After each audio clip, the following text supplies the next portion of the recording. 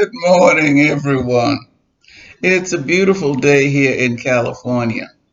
This is Dr. Joyce Christine Bailey Lewis talking to you again, and very delighted to do so.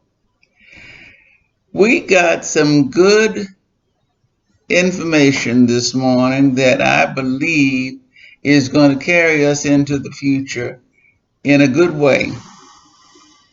I understand that the Supreme Court has ruled that the Electoral College must follow the dictates of the people.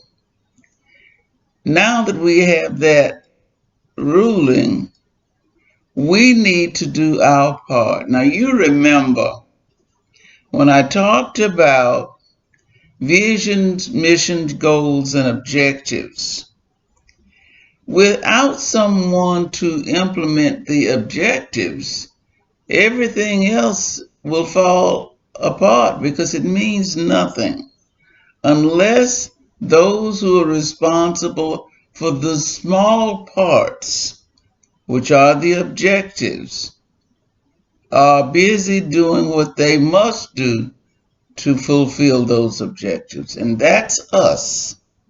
We must vote in order to make sure that the will of the people, is available to the Electoral College to fulfill our goal.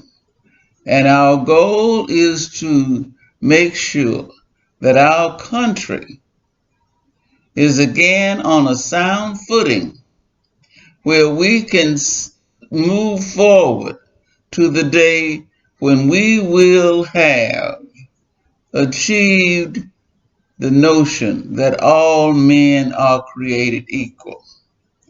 Now, we have been on this road a very, very long time.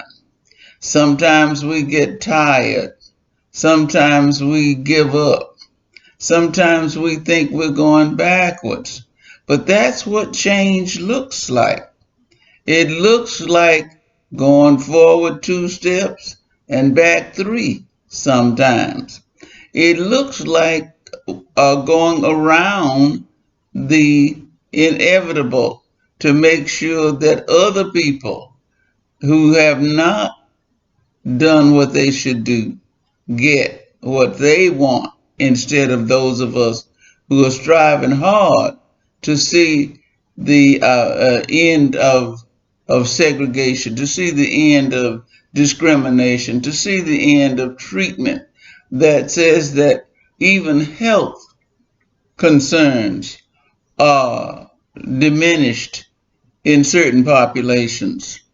Let us now choose to do our jobs. And our job is to get out there and vote.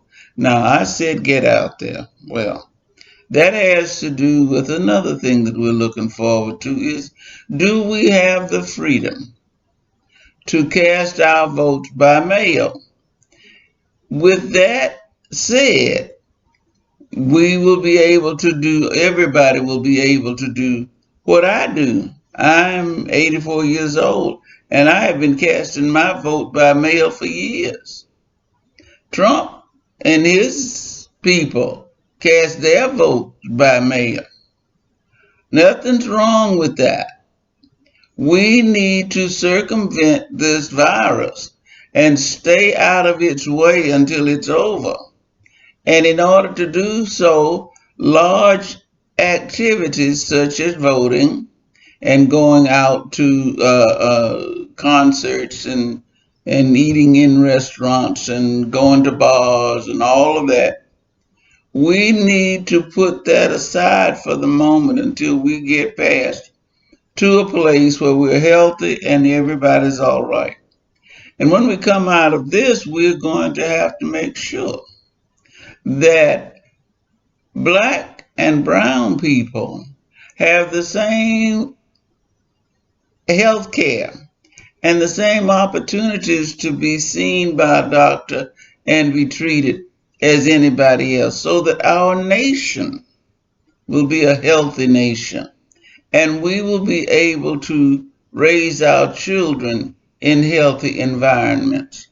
We need to make sure that our schools are equal in funding and in good teaching so that we end up at the same place, and that black and brown people don't have to struggle harder than everybody else just to stay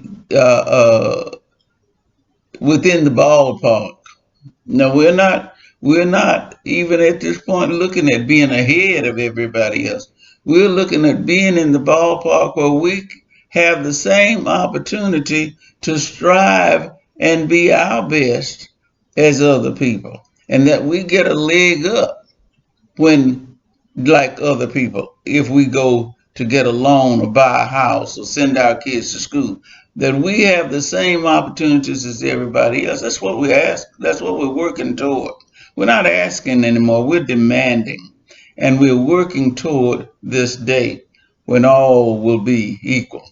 Now, go do your jobs. Go take your part of these objectives and make sure that you do what you need to do in order to fulfill the objective of voting and putting it out there so what the Supreme Court has said will be meaningful. Otherwise, it's all been wasted. I just know that in my years before I pass on from this scene, something big is going to happen, and it's going to work because we've been at it so long. We worked so hard to get equal opportunities. So let's not squander this one. We may not have another chance. Let's get out and vote our conscience. And our conscience should say, we want our nation to be in the forefront of this world's economy, its its righteousness, where we do what's right as an example to the world, where we follow God's directions and make sure that in time we are victorious. I want to tell you, the day is coming. It's been coming for 400 years, and it's almost here now. Do your part. Don't let us down.